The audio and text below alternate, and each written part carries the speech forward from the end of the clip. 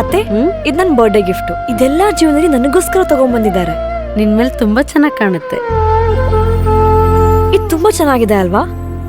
ತುಂಬಾ ಚೆನ್ನಾಗಿದೆ.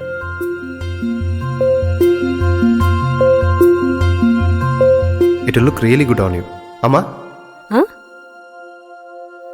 Mother is always son's first love.